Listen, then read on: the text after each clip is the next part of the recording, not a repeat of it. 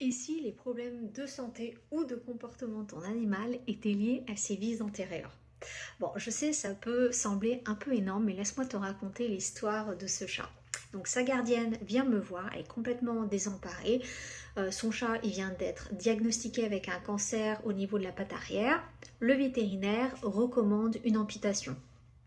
Et en plus de ça, ce chat demande énormément d'énergie au quotidien à ses gardiens, des problèmes de comportement chroniques, notamment des difficultés pour aller à la litière, parce que ce monsieur a besoin d'être accompagné pour aller à la litière, des antécédents aussi cognitifs où il a des espèces d'épisodes où il est complètement déchaîné, mais ça a été stabilisé avec de l'homéopathie.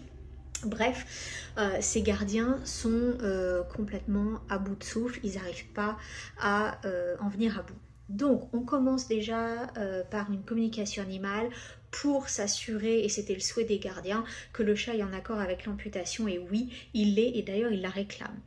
Donc ça, c'est déjà un gros soulagement pour les gardiens. Ensuite, on entame une série de soins énergétiques pour préparer à l'opération, puis accompagner la récupération post-op. Ça, c'est vraiment quelque chose que je recommande beaucoup et que je fais beaucoup. Donc, et c'est là que quelque chose de très précis commence à émerger.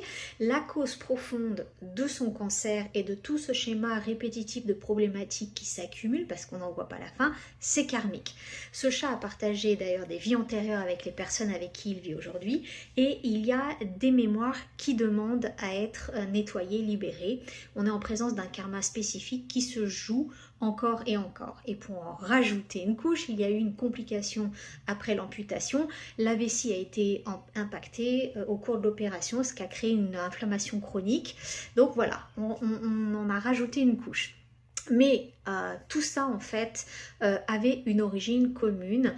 On a identifié une vie précise de ce chat où en fait il avait été humain et on est allé libérer les mémoires. Donc je te montre le retour des gardiens suite à cette série de soins.